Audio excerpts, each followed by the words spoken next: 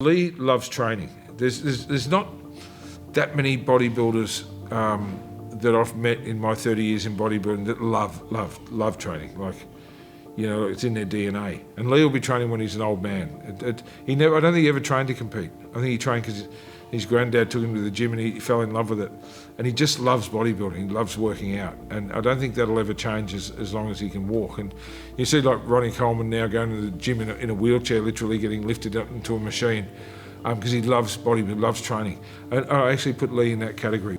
I've probably been training 35 years or over that now, and I was just thinking, someone asked me not long ago, how much time do I take off? And I figured, okay, if I've been sick, you might take a day or two off. If I had an operation on the neck and shoulder, I might take 4 or 5 days off before I start doing some light stuff again, or traveling. If you go from here to England, you miss 24 hours there. But I'd probably say, honestly, in over 35 years of training, if I added up every day due to sickness or travel, it'd probably be 6 to 7 months total in 35 years that I've ever taken off.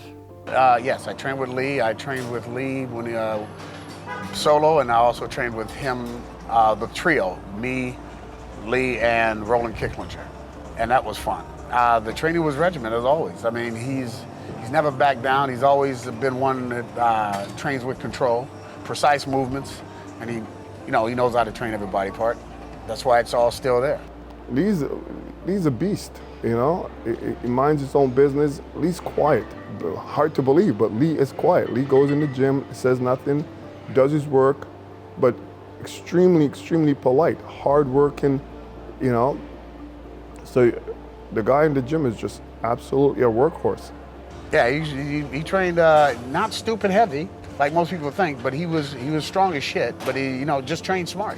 Lee really never got the accolades of how strong he really was as a bodybuilder. I remember training at one side of Gold's with him and spotting him while he was doing some dumbbell presses, and then he threw the weight down, and Flex and Chris Cormier and Paul Dillette were on the other side of the gym, and they looked over, and Lee was putting up the 180s like it was, 50 pounds, and just dropping it. And they were you could see that they were like, who the hell is this kid? So he would go to the Venice Gold, just crash gym. So he was known for this hardcore, just love training.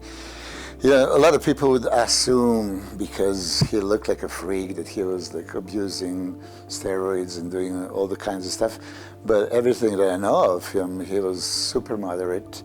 It was a whole gossip mill, and Lee and I one day were sitting around talking, and we were both hearing stories about these rumors from the East Coast about this midget or dwarf training in Venice who must have been taking all this growth hormone.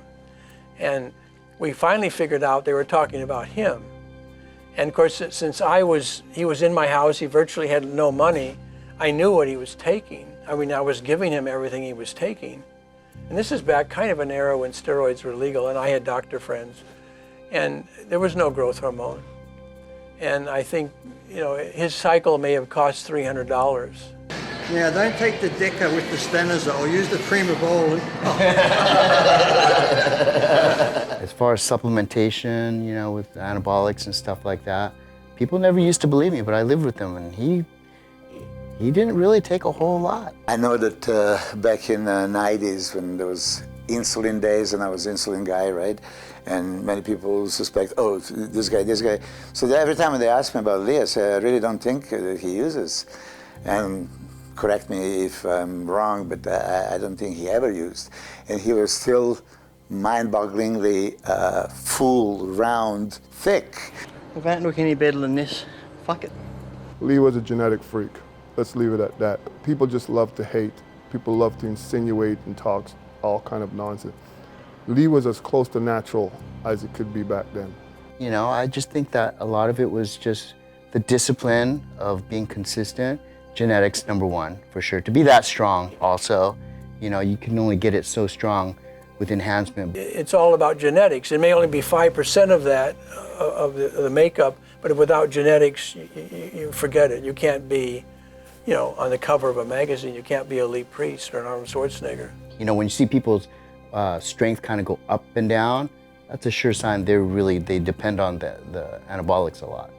And I didn't see that with Lee. He's always been very consistent. Now his weight would go up and down, I mean, man, sometimes I couldn't believe how much he weighed for, you know, his size.